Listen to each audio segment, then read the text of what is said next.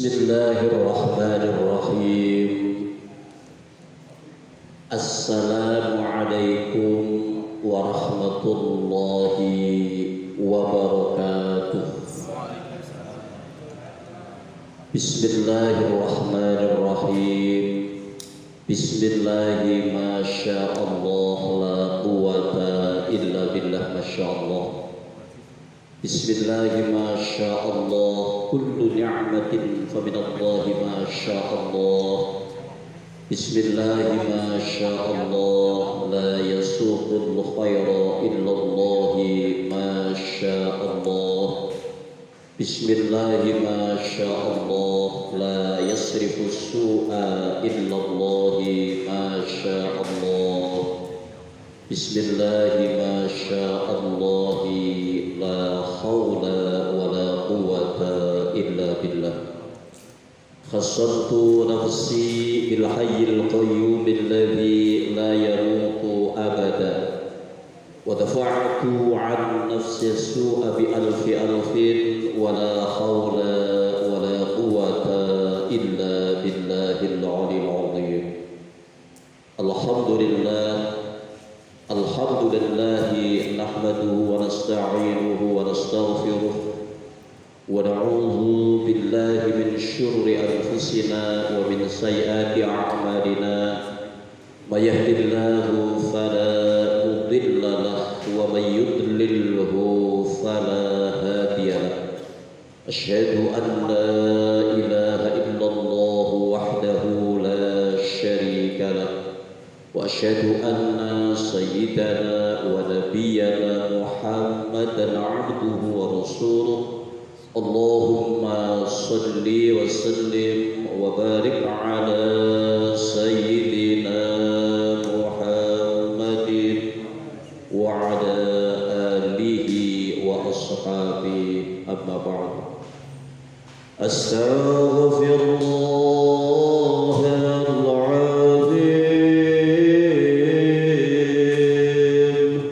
أستغفر الله العظيم.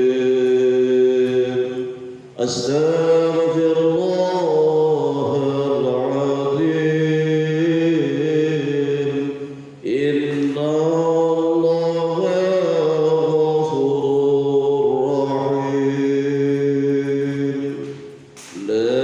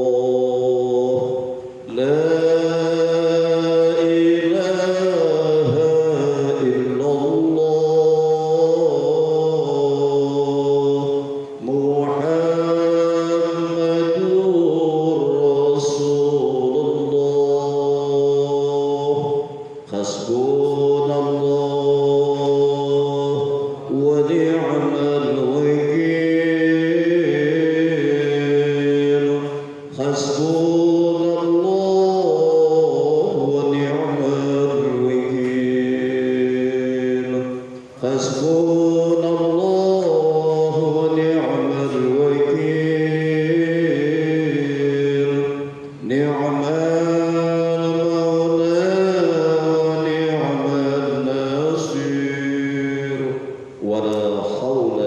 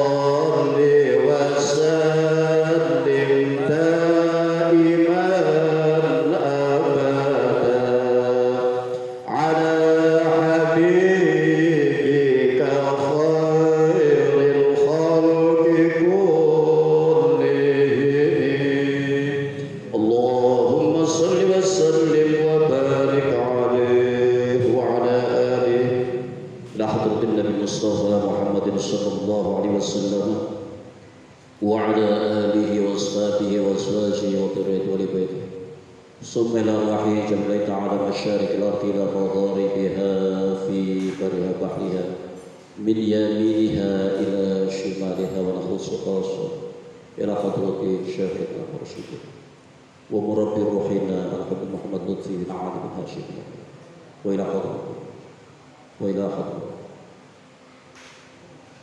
وصول أن الله يشاء رحمة الله الفاتحة. أعوذ بالله من الشيطان الرجيم. بسم الله الرحمن الرحيم. الحمد لله رب العالمين الرحمن الرحيم مالك يوم الدين.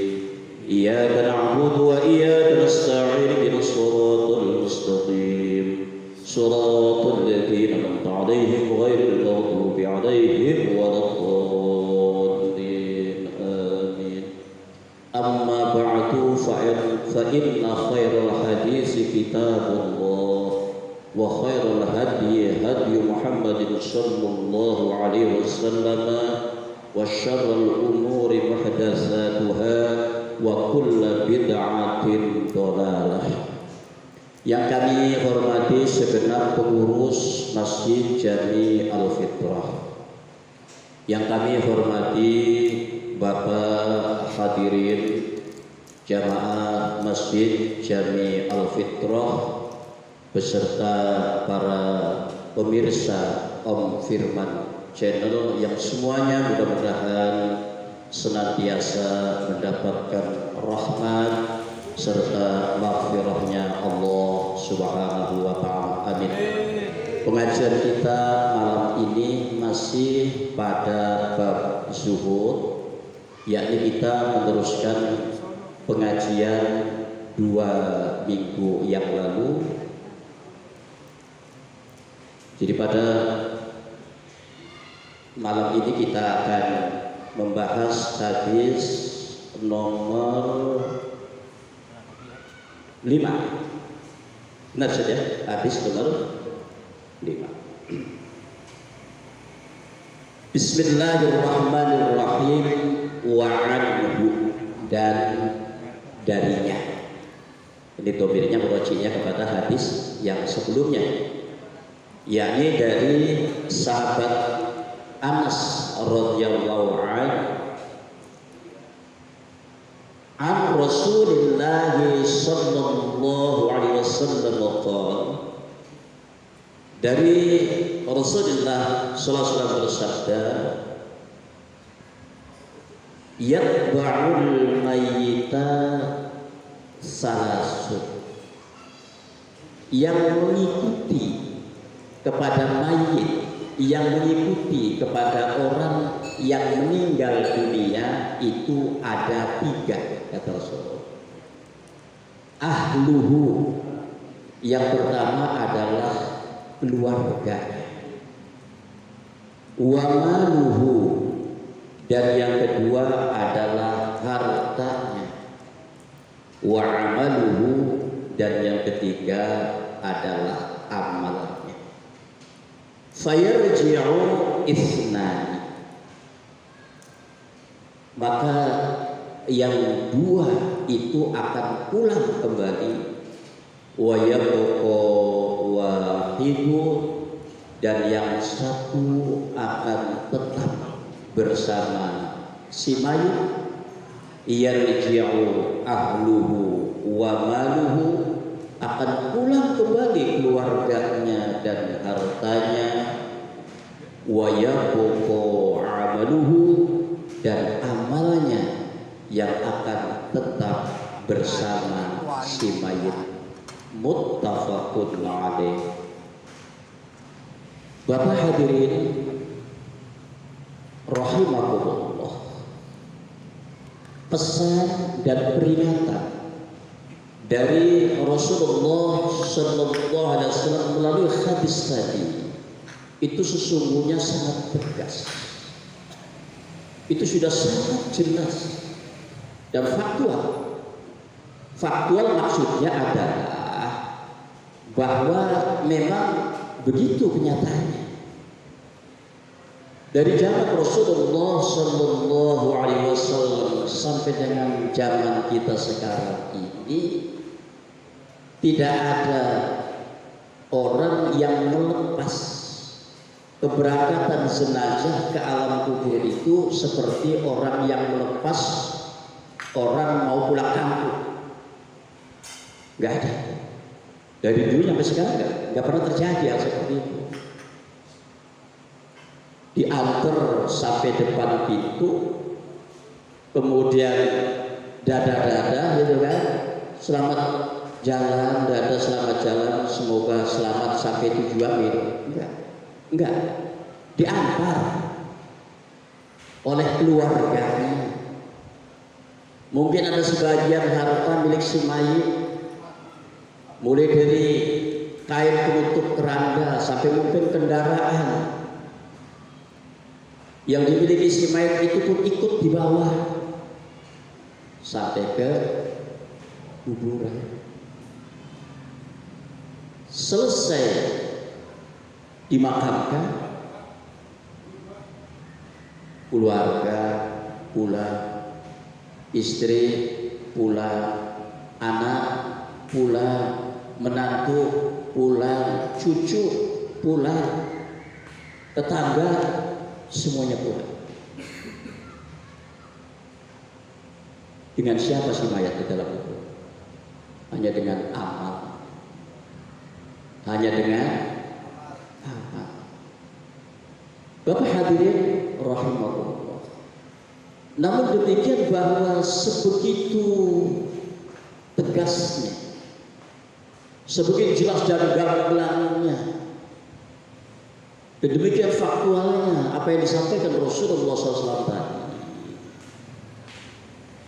Namun apabila hal itu hanya disampaikan secara verbal saja, hanya disampaikan hanya dengan menggunakan kata-kata saja, saya khawatir hal ini akan menjadi sebuah informasi yang masuk telinga kanan, keluar telinga kiri. Artinya ya sudah lewat begitu saja, nggak ada bekas apa-apa, ya, nggak ada getaran apa-apa dalam hati kita, dan tidak ada perubahan apa-apa dalam perilaku dan kehidupan kita itu. Lalu kemudian bagaimana? Apa perlu visualisasi? Apa kemudian perlu dikasih tahu, tunjukin gambarnya, ini loh orang yang meninggal itu seperti ini. Ini juga saya masih belum begitu ya. Karena jangankan diunjukin gambarnya, kita lihat sendiri secara langsung aja kan sering ya. Sering kita datang ke acara pemakaman, kita sering datang ke kuburan, kita bahkan melihat dengan mata kepala kita sendiri bagaimana ketika jenazah itu diturunkan ke liang kubur, lalu ditutup dengan papan, lalu ditimbun dengan tanah, kemudian ditinggal oleh sanak keluarganya, oleh teman-temannya, tinggal dia di sana. Sering kita menyaksikan itu. Tetapi apakah itu ada getaran dalam hati kita? Apakah itu lalu sudah menimbulkan perubahan dalam sikap dan perilaku kita? Apakah setelah kita melihat mayat dalam kubur itu terus kita nyadar bahwa kita pun nanti juga akan seperti itu? Dan kalau saya sudah masuk ke dalam liang kubur itu, apa yang akan saya bawa kelak? Ini enggak juga. Pulang ya pulang aja gitu. Habis itu bercanda lah. Enggak ada. Bapak saya.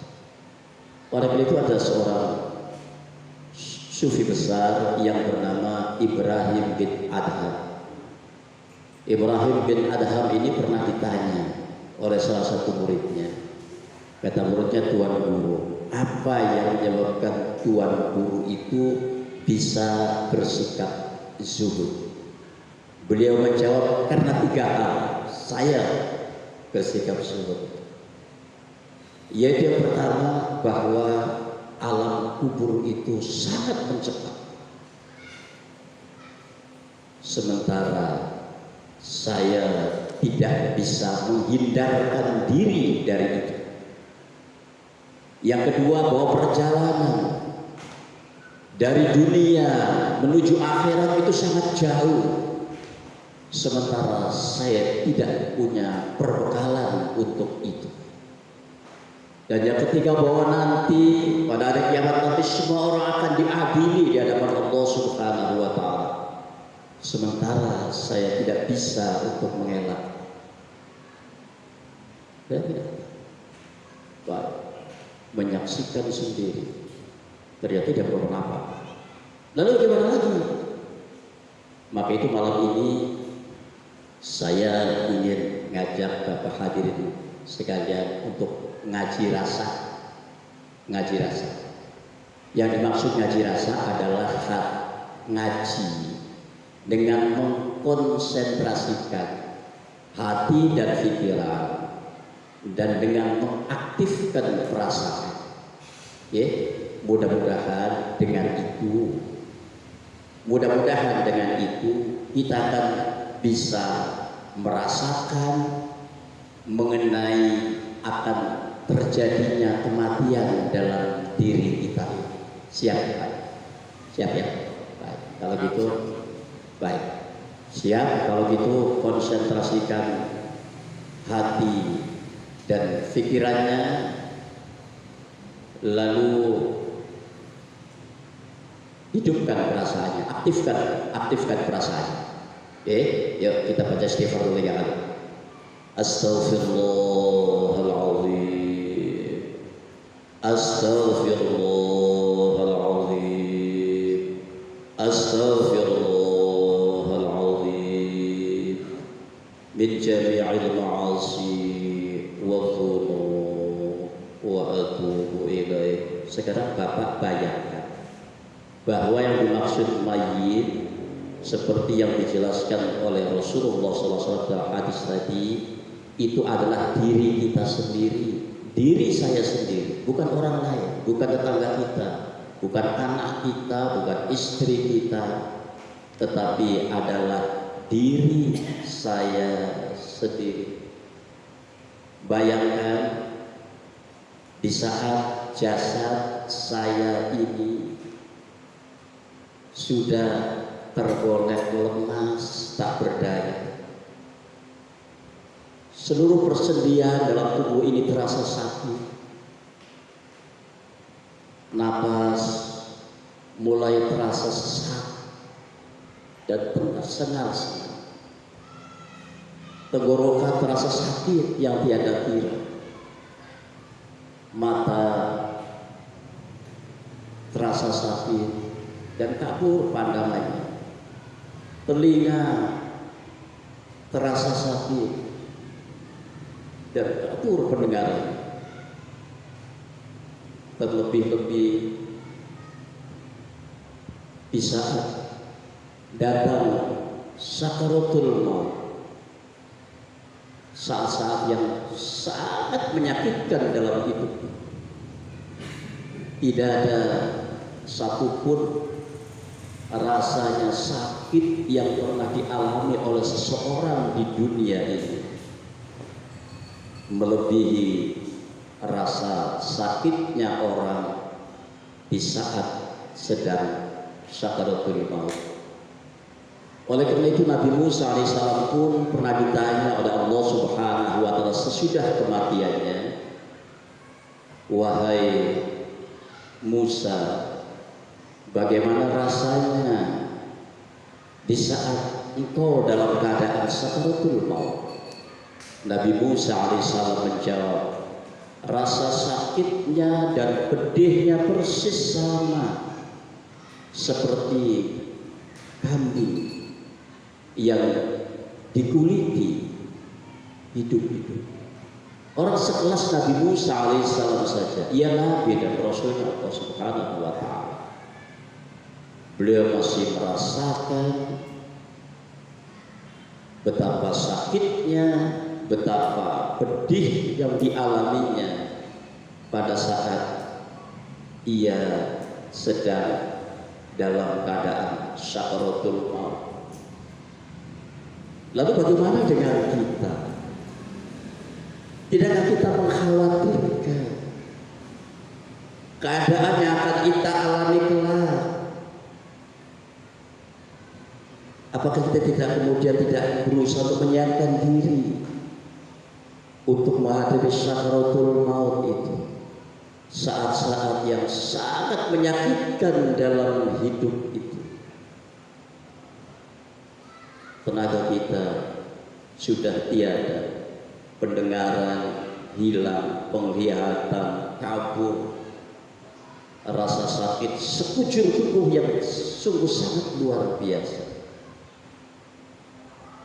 Kemudian sayup-sayup terdengar ada anak kita yang datang mentalkin kita, Bapak ucapkan la ilaha illallah, kata mereka. Ucapkan la ilaha illallah, kata anak. Satu lagi datang mengatakan, Pak, ucapkan Allah, Allah, Allah. Sementara iblis kemudian datang untuk menggelincirkan iman kita. Iblis kadang datang menyerupai orang tua kita yang sudah meninggal dunia lalu mengatakan, Pak, jangan ikuti apa yang dikatakan anakmu itu. Nah, jangan ikuti apa yang tadi dituntun oleh anakmu itu agar kau mengucapkan kalimat la ilaha illallah. Ini contohnya iblis. Kalau itu kita masih bisa belum bisa tergoda, masih kuat iman kita barangkali di situ, maka iblis kemudian datang lagi dengan menyerupai guru kita. Lalu dia mengatakan, Pak, saya mohon maaf, apa yang dulu saya sampaikan kepada Bapak waktu di pengajian itu salah, itu keliru.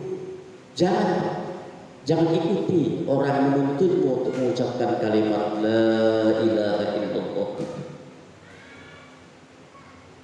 Padahal kata Rasulullah SAW, maka akhiru kalamihi la ilaha illallah dakhalal jannah. Barang siapa yang akhir ucapannya adalah kalimat la ilaha illallah, maka dia akan masuk surga. Namun mampukah kita mempertahankan iman kita pada saat-saat yang sangat genting, pada saat-saat yang sangat menyakitkan seperti itu, di mana iblis dengan tipu dayanya dapat menggelincirkan iman kita? Mampukah kita bertahan dengan iman kita itu? Kita mengikuti roda. Kita terus membaca kalimat la ilaha illallah. Di saat anak kita mentalkin kita, menuntun kita mengucapkan kalimat la ilaha illallah, mampukah lisan kita untuk mengucapkan kalimat itu sementara kalimat itu tidak terbiasa untuk kita baca, untuk kita pikirkan, untuk secara dalam kita wiridkan setiap hadis kita. Oleh karena itu seorang sufi besar yang bernama Sufyan Ats-Tsauri, beliau pernah menangis terus beberapa malam hingga muridnya kemudian berkata, wahai Tuan Guru menangis terus hampir tiap malam ini. Apakah Tuan Guru sedang mengkhawatirkan dosa-dosanya? Mendengar pertanyaan itu, Sufyan Ats-Tsauri kemudian bangkit dari tempat duduknya seraya mengambil segenggam debu. Kemudian dia berkata, demi Allah, dosa-dosaku ini itu lebih ringan jika dibandingkan dengan segenggam debu ini. Aku menangis bukan aku mengkhawatirkan, Aku menangis bukan karena aku sedang mengkhawatirkan dosa-dosaku, tetapi aku menangis karena aku sangat khawatir dalam menghadapi keadaan sakaratul maut nanti.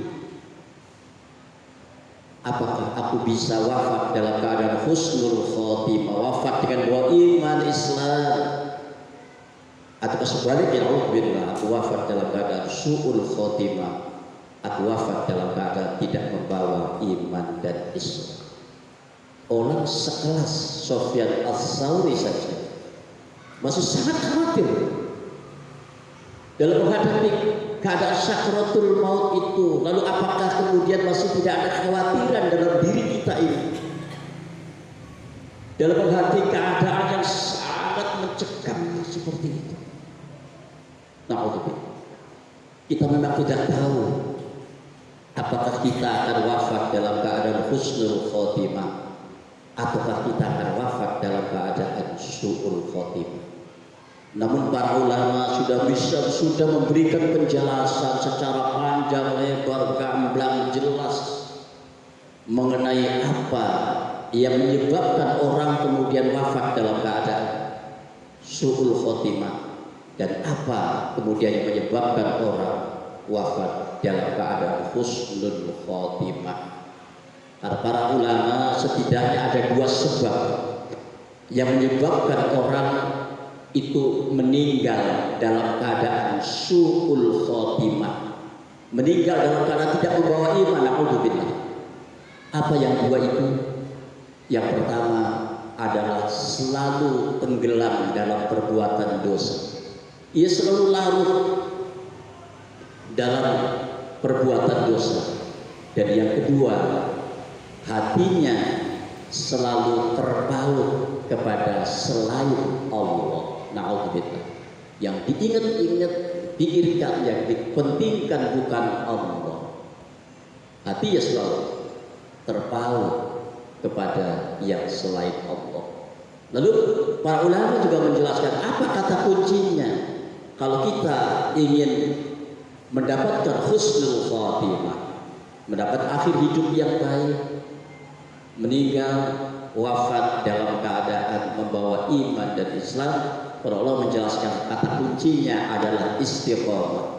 Istiqomah dalam ketaatan kepada Allah Subhanahu wa ta'ala. Bapak hadirin rahimah. Kemudian saatnya malaikat Israil datang. Nyawa kita dicabut.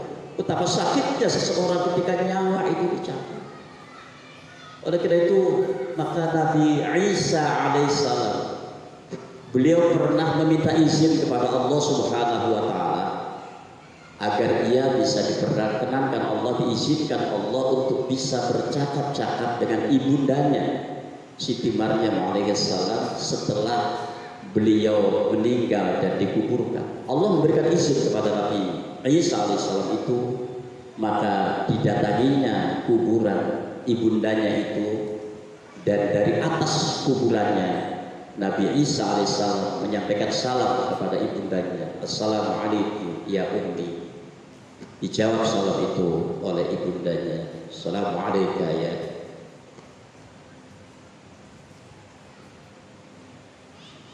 Lalu Nabi Isa alaihissalam bertanya, wahai ibunda, apakah engkau sudah berjumpa dengan Allah Subhanahu wa ta'ala? Siti Maryam menjawab, sudah wahai anakku, aku sudah berjumpa dengan Allah Subhanahu wa ta'ala.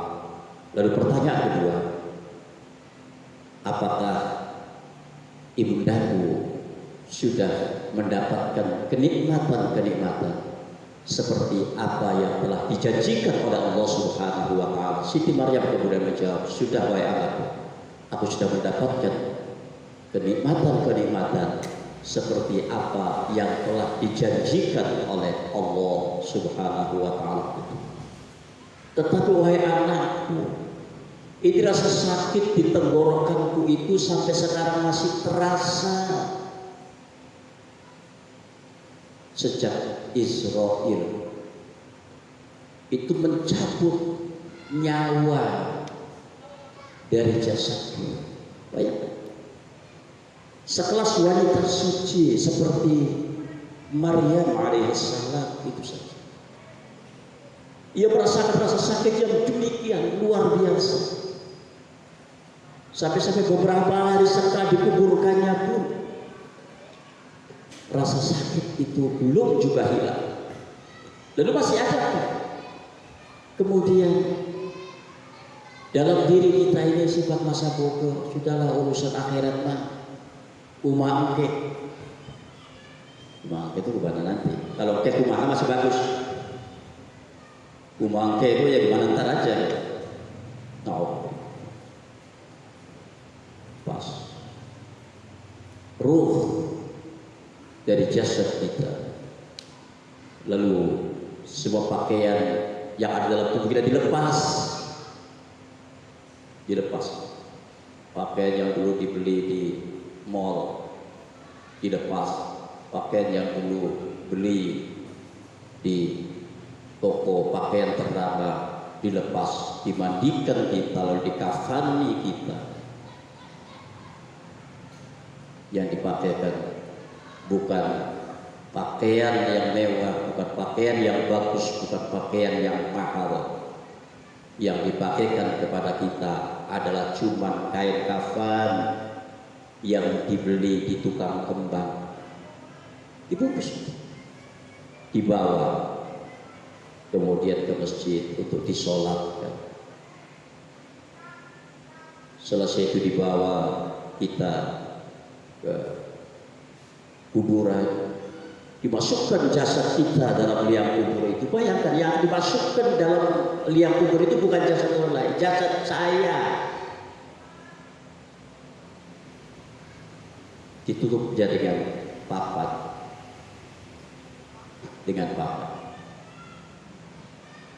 lalu diuruk dengan tanah. Selesai itu kemudian istri kita pulang, anak kita pulang, menantu kita pulang, teman kita pulang, tetangga kita semuanya pulang. Begitu juga harta yang kita miliki, mulai dari kain, penutup keranda, sampai mungkin kendaraan yang kita miliki, semua juga dibawa pulang. Tinggal dengan siapa kita? Wa yabqa amaluhu, kata Rasulullah, dan amalnya akan tetap bersama dengan si mayit. Amal apa kemudian yang akan menemani kita di alam kubur itu? Para ulama menjelaskan ada 5 amal yang nanti akan menemani kita di alam kubur itu. Yang pertama adalah sholat kita. Sholat kita itu nanti akan datang menemani kita dan melindungi kita dari azab yang datang dari arah kepala. Kemudian zakat kita itu nanti akan menemani kita dan melindungi kita dari azab yang datang dari arah sebelah kanan. Lalu puasa kita juga akan datang menemani kita dan melindungi kita dari azab yang datang dari sebelah kiri. Kemudian amal-amal soleh kita yang apa? Amal-amal soleh kita nanti juga akan datang menemani kita dan melindungi kita dari azab yang datang dari arah kaki. Kemudian Al-Quran nanti akan datang memeluk kita dan melindungi kita dari azab di sekujur tubuh kita. Pertanyaannya kemudian kembali kepada kita, sudahkah kita mempersiapkan diri kita ini dengan 5 hal tadi, sehingga di saat saya nanti masuk ke dalam liang kubur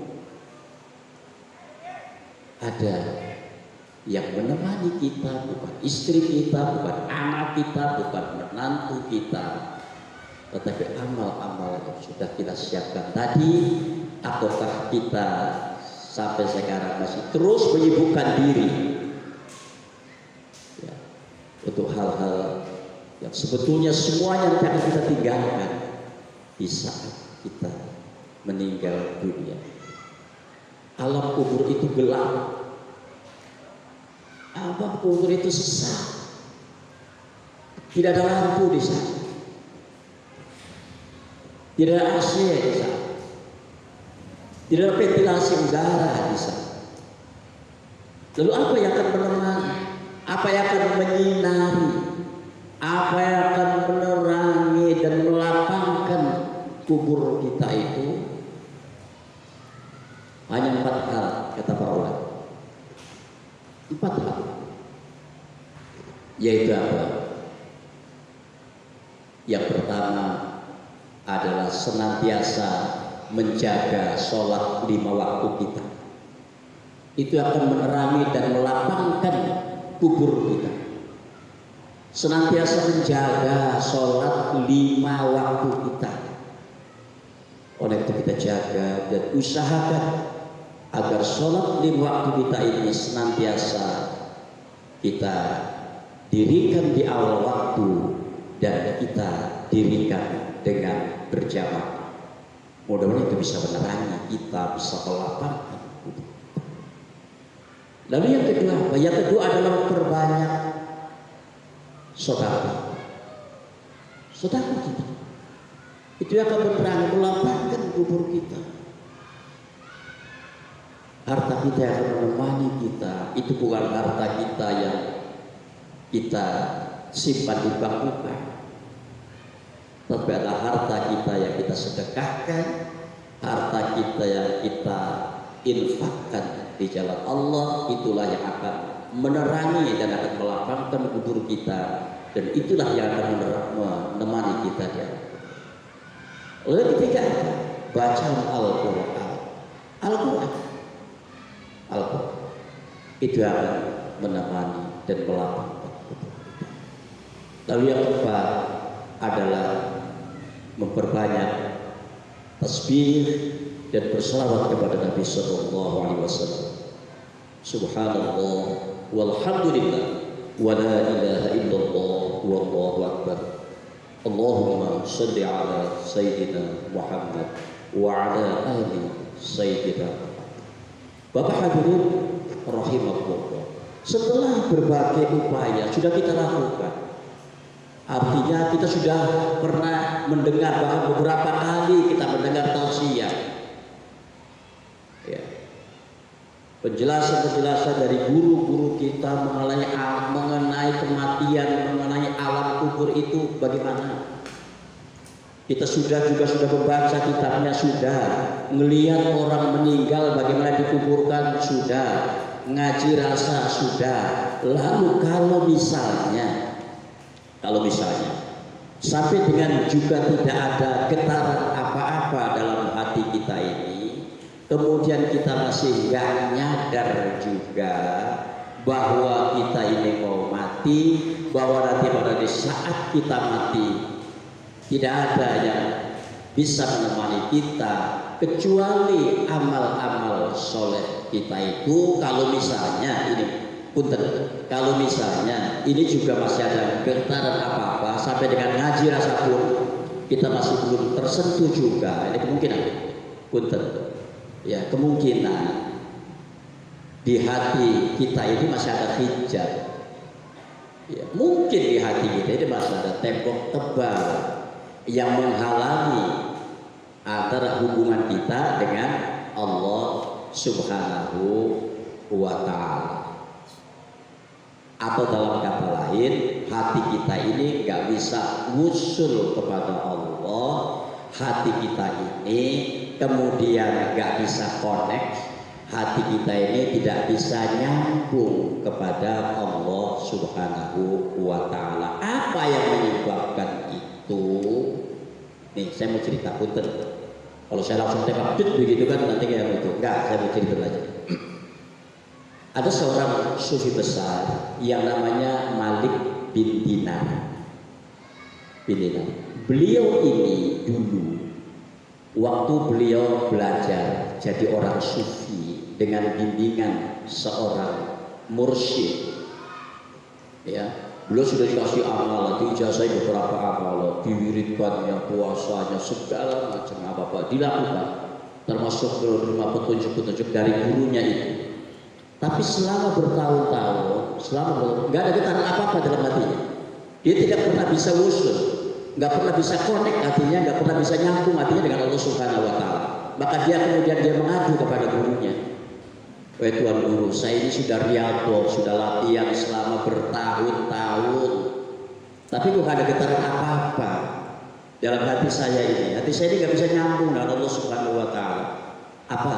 Tuhan Gurunya menjawab, nah, seandainya riyadhahmu itu kamu tambah beberapa puluh tahun lagi, itu juga tetap kamu gak akan bisa usul, hatimu gak akan bisa connect, hatimu gak akan bisa nyambung kepada Allah Subhanahu Wa Taala.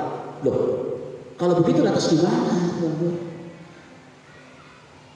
Gurunya kemudian memberi petunjuk, kalau begitu sekarang lepas, kalau kamu pengen usul, kamu kan bisa nyambung, lepas pakaian kebesaranmu itu, lalu buang kesombongan yang ada dalam hatimu itu. Terus gimana kemudian? Kamu pergi ke pasar. Terus gimana di sana? Ya kamu muter aja di pasar. Kamu muter aja. Pokoknya orang mau ngomongin apa tentang kamu, mencaci maki kamu, hina kamu jangan marah. Siap buat dilepas banyak, karena dia anak raja. Nabi Bilal itu anak raja, jadi pantas kalau dajanya nyonggok, dibuang pakaian yang mewahnya, dia pakai pakaian yang compang camping seperti pakaiannya pengemis, kayak gitu. Ya, lalu wajahnya yang bersih itu dilumuri dengan debu sehingga kelihatan kayak gembel. Pergi ke pasar. Di sana disorakin anak-anak, ditepukin. Kalau sorakan anak-anak kita kan begini, nginanya kan gitu. Orang gila gitu. Begitu sama anak ini. Dianggap orang gila. Bahkan ada yang muda juga, ada yang cicik sampai. Tapi dia kata, pesan gurunya jangan marah. Setelah dia bisa menghilangkan kesombongan yang ada dalam hatinya itu, baru saat itu hatinya bisa connect, bisa usul, bisa nyambung. Jadi artinya apa? Yang bisa membuat hati seseorang itu bisa usul, bisa connect, bisa nyambung kepada Allah Subhanahu Wa Taala itu bukan wiridan, tapi apa? Di hatinya sudah lepas. Jadi maka itu supaya kita bisa usul, supaya bisa connect, bisa nyambung hati kita dengan Allah Subhanahu Wa Taala, itu nggak bisa ditebus dengan wirid apapun, bahkan nggak bisa dengan amalan tarekat apapun juga nggak bisa. Selama kesombongan itu masih bercokol di dalam hatinya, maka kita buat kita nggak ada terima. Maka itu pada pengajian apa itu namanya minggu malam Sabtu kemarin itu waktu menyambut Muharram, saya tahu kalau orang ingin hidupnya terus menjadi lebih baik, saya tahu syaratnya tiga. Satu, iman dan takwa. Yang kedua, ilmu. Dan yang ketiga adalah sifat tawadhu. Orang itu Pak, sepinter apapun, sepinter apapun, selama belum muncul sifat tawadhunya, sifat rendah dirinya, masih ada sifat sombongnya dalam hatinya, itu ibarat buah, itu buah mentah. Apa buah mentah itu? Belum keluar aroma harumnya dan belum manis rasanya. Biar pinternya kayak apapun, selama belum muncul tawadhunya, tetap ibarat buah mentah. Pisang mentah, coba Bapak cium baunya mangga mentah, baru keluar wanginya itu kalau matang. Manis cium, nggak ada. Ya dicicipin pisang seperti ya gitu. Mangga mentah cicipin asam. Jadi yang membuat harum nama seseorang itu sesungguhnya bukan pinternya, Pak. Bukan pinternya. Tapi apa? Sifat tawaduknya itu yang membuat orang itu diangkat derajat di sisi Allah Subhanahu wa taala, yang membuat orang itu tinggi derajatnya di hadapan Allah Subhanahu wa taala dan harum namanya di tengah-tengah masyarakatnya. Itu adalah sifat tawaduknya, bukan pinternya. Sudah saya Pak ya, nanti kita lanjutkan. Belum selesai sebetulnya. Nanti kita terus baca yang akan kita. Astaghfirullahaladzim, astaghfirullahaladzim, astaghfirullah. Allahumma salli ala sayyidina wa syafi'ina. Sallallahu ta'ala sayyidina sayyidina sayyidina. Bismillahirrahmanirrahim. Alhamdulillahirabbil alamin. Hamdan yuwafi fi mazidah. Ya rabbana lakal hamdu kama yanbaghi lijalalil karim wa 'azimi sultanik. Allahumma salli wa sallim ala sayyidina Muhammadin salatan tunjina biha min al-afat wa taqbilana biha jami'al hajat wa tutahhiruna biha min jami'i sayi'at wa tarfa'una biha indaka 'ala darajat wa tuballighuna bi aqsal ghayat min haratul hayat wa ba'dal babat. Allahumma al haqqa haqqan warzuqna ittiba'ah wa arinal batila batilan warzuqna ijtinabah. Allahumma nawwir qulubana bi nuri hidayatin kama nawwartal arda bi nuri syamsi abadan abada bi rahmatika ya arhamar rahimin. Allahumma aftah qulubana futuhal 'arifin. Allah aftah qulubana futuhal 'arifin. Allah aftah qulubana futuhal 'arifin. Rabbana atina fid dunya hasanah wa fil akhirati hasanah wa qina adzabannar wa adkhilna al jannata ma'al abrar ya aziz ya ghaffar ya rabbal alamin. Allahumma ij'al jam'ana hadza jam'an marhuma wa tafurqan ma'suma wa sallallahu ala sayyidina Muhammadin walhamdulillahi rabbil alamin. Subhanaka wa bihamdika asyhadu an la ilaha illa anta astaghfiruka wa atubu ilaik. Wallahu muwaffiq ila aqwamit thoriq. Assalamu